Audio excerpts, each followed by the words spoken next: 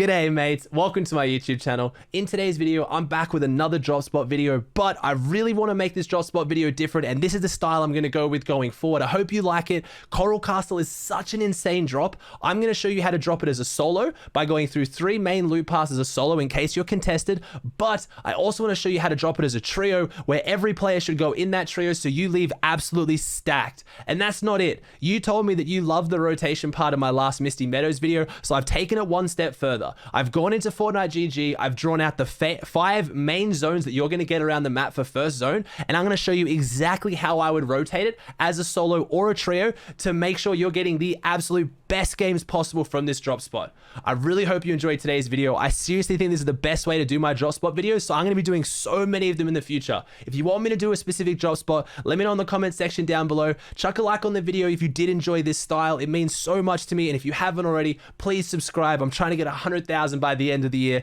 It's pretty crazy, but it's my goal, so I really hope you enjoy the video.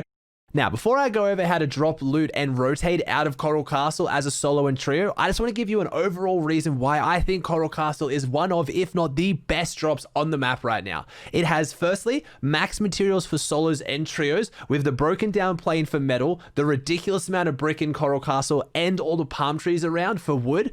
Also, it is the edge of the map, so you have incredibly smart rotates with 2 permanent geysers if you need to rotate south or anywhere on the western part of the map, and guaranteed boats if you need to go anywhere for a north side dead side rotate.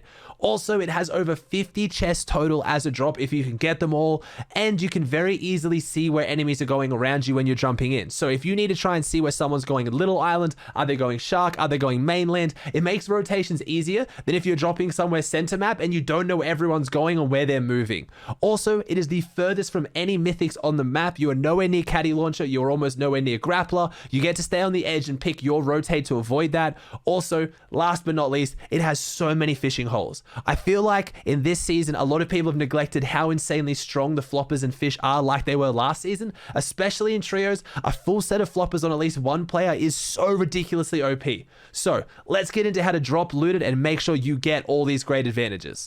Let's start with solos, and let's talk about the 3 different main options you have for dropping Coral Castle. Now, first off, you have the Western Island. This is the island that was here last season. It is my personal favorite loot spot. Then you have the main Coral Temple, which is number 2, or you have the cheeky Northern Temple where you get a couple chests and then you go out of Coral Castle and around the islands. I'm not going to show you how I drop each of these exactly and just show a video because honestly, I think it's going to waste your time. I really wanted to give you 3 different main loot paths that you can choose based on your own strengths and talk about why they're so good. So let's start off with the number 1, which is the Western Island drop. This is my favorite. That's because this drop is almost never contested. It is very, very passive, but also you have the option to go aggressive if you want to. So you're going to start off in the north part of the island and kind of loot your way through all these chests as quickly as possible. Now, if you don't plan on pushing down into Coral Castle, you need to make sure that you're farming as much brick up here as you can and wood, because you're not going to push down into Coral Castle and get it. But your option up here is you can grab a sniper or an AR and you can get some really heavy shots down below, and based on how many people dropped here, you can choose to push down. If there's only one person, you beam them up, or if there's too many, hit the rotate and get out of there. One thing I will mention, once you go for the geyser, this is up to you on where you rotate next, and again in my next part of the video I'll show you how to rotate, but you have a choice here of whether you want to actually hit the geyser and go over to the downed plane, loot that first, and then rotate again after that. The only issue you're going to have with this drop is unless you go the plane, you're not going to get any metal. Loot path number 2 is your more aggressive loot path, but if you can get it down and you like taking maybe an early fight, or again, sometimes you won't be contested, you're going to walk away with so much loot. You get almost 15 chests and 2 nom spawns if you go this route. So this is for you players who are a bit more confident, a bit more aggressive, because there's more chance you get contested this way, but you get the loot to show for it. With dropping this one, I almost always drop on the main temple. If you're contested though, be careful going for the chest that's on the very top, because if someone else cuts you out from beneath and they get a better gun than you, say you get a hunting rifle or a sniper, you've kind of messed your loot path up really badly. So maybe if you're contested, drop in the lower levels, get those chests safely, and then take a smarter fight rather than trying to 50-50 the chest up the top. One thing I'll mention on this loot path, and use it to your advantage, not your enemies, the stones and all the brick and the big pieces of coral around this drop give a lot of chances to beam opponents if you hide behind them. So be careful that people don't do it to you. Use it to your own advantage, but also when you're flying in, keep eyes on the top edge. Like I talked about with on my number 1 loot path, just remember someone can drop up there and do what I just talked about to you. They can beam you and start a fight and push down. With this drop though as well, make sure you're rotating through the nom spawns, because hopefully after this you're going to get a few crash pads to carry. So if you get a pepper, eat the pepper and rotate with that quickly. It's a really good way to get out of here fast. I would almost always go to the plane for metal, but again, this is the little junction. You're probably seeing this as a trend. Most people who drop in this area are trying to go to the plane, so make sure you're smart with your rotation timing. Get there first or get there last. There's more than enough metal, especially in solos, for multiple people to go there. Just make sure someone's not waiting to ambush you. But cheeky tip, that's where most people are going. So use the bushes around the plane if you get there first. Set up an ambush. You're going to get a free kill every single time.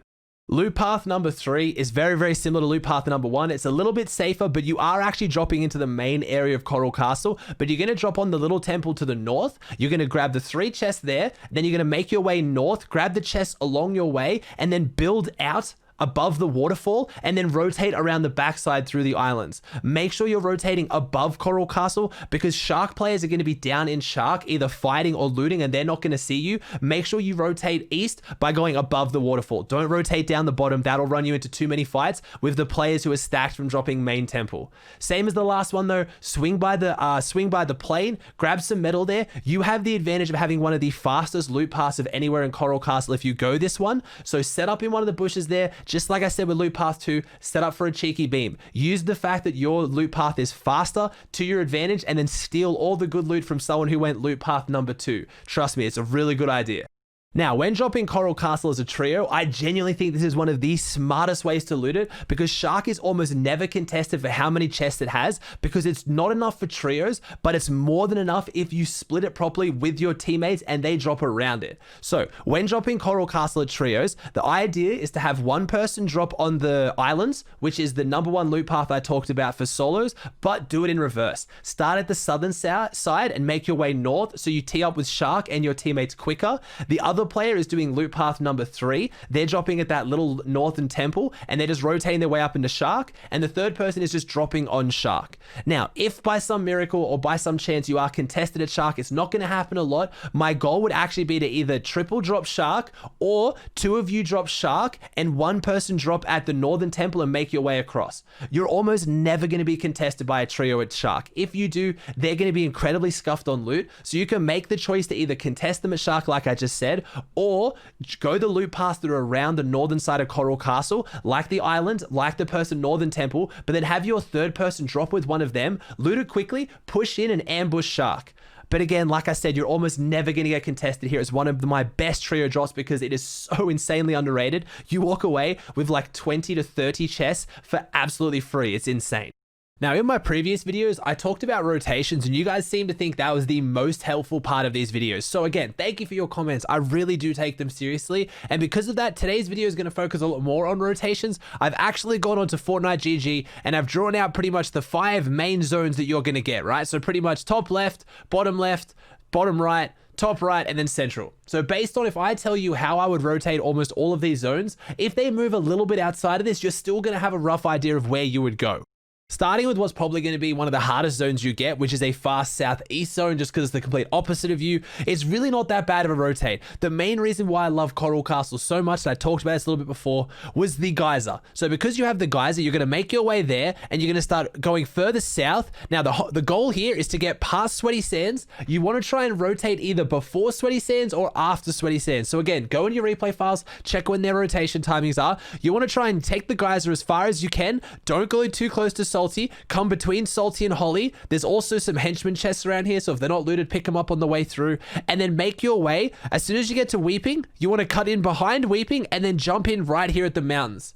If you have enough time, if you rotate it quick enough, I would then keep going south once you're already in here, and I would try and get towards the edge of the water here, only because this is going to be a great rotation path if the zone goes further southeast, or if you get a really southeastern zone. But for the most part, your main goal with this zone is to get in behind Salty Springs inside Weeping on this edge here. You don't want to go anywhere near Authority, and you don't want to go all the way around the bottom, and you sure as hell don't want to go around the top as well. Pretty much your goal, avoid center map, come in on the edge. Southwestern zones are really, really good for Coral Castle, mainly because, again, you have the geyser. With this one, though, I'm assuming that you've been farming the metal here. If for some reason any of your teammates or your team is not over here, you can just rotate straight to this part if you're coming off the islands, but I'm assuming you're getting your metal as a trio, and then you're going into the geyser. Now, this loot route is actually awesome because not a lot of people will drop out here in trios, so you can have Fort Crumpet, all the loot there to yourself, which is quite a lot. You can then hit this coastline, which has even more loot and materials. Then you hit the John Wick house, and then you're going to go just in here. It's a really, really good loot path, and it's going to get you straight into Deadside behind Holy Hedges. Now, for your next zone after this, you can easily rotate back down behind Holy Hedges, or again, like I just talked about with the Southeastern rotate, if you have to come inside Holy, that's not too bad. Just make sure you cut into Weeping when you can, because the trees help you avoid a lot of sight lines, avoid the center map.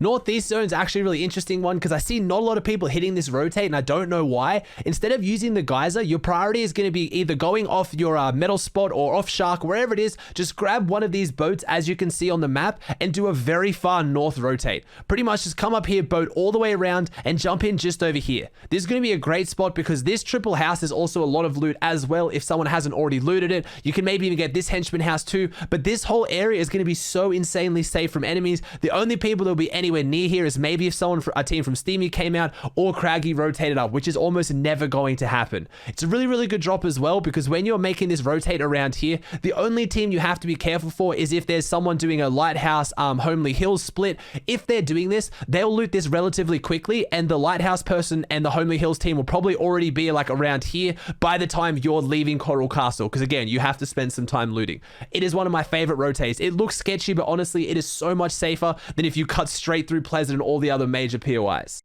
Central zones, you're always going to have more options because it's central. It's pretty close to you, so you have a couple here. You can really just, if you're already well looted, you can just pretty much come out of Coral Castle and just go straight up and set up here. Again, the only people are going to push you is other people at Coral Castle, but chances are you've already eliminated them, or as I've said in this video, there's not very many teams that normally go here for some reason.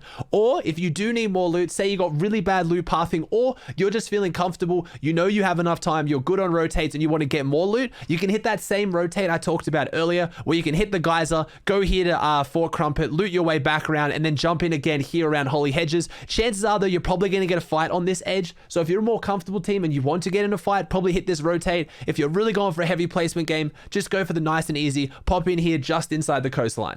Now, for a northwest zone, which is obviously when you cop zone, I haven't really drawn any loot pathing, but what I wanted to talk about was, this is where you need to pay attention to where teams are dropping. Because if you cop zone, I want you to see, did a team drop in the blue sector, which is going to be Lighthouse and Homely Hills, or did a team drop in that Fort Crumpet area in the pink? If no, that's where you're going to rotate next. Both these areas are great areas on the map for loot, and also they're going to be very safe dead sides if no one went there. So pay attention while you're dropping in. If you cop a zone, either go to whichever area did not have a team on it, unless you want to take a fight. Obviously, if you want to take a fight, push the area that a team did drop on because they're going to be pretty shambles. Just know that this pink team is going to rotate central very quickly. This blue team, you're going to have to cut them off fast. But again, you choose based on what your game is looking like.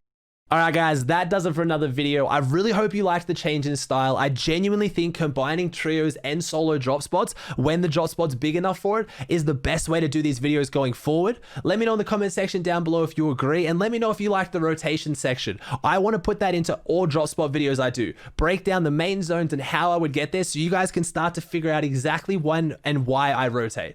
I really hope you enjoyed today's video. If you did and you made it this far, please chuck a like on the video if you haven't already. Let me know in the comment section down below which drop spot you want me to do next, and please subscribe to the channel if you haven't already. It helps me so much. Like I said, I'm trying to get 100,000 by the end of the year. Also, if you missed in my last video, I've now introduced this. In every single video, I'm going to have a link in the description down below where you can submit your VODs to me to coach you, because you guys ask me to review your VODs all the time, help you with games, and this is your chance to do it. So make sure you do, and thank you so much for the support. I love you guys so much. If you haven't already, come check me out on Twitch. Come ask me some of your questions live there. I'd be more than happy to answer, and I'll see you in the next one.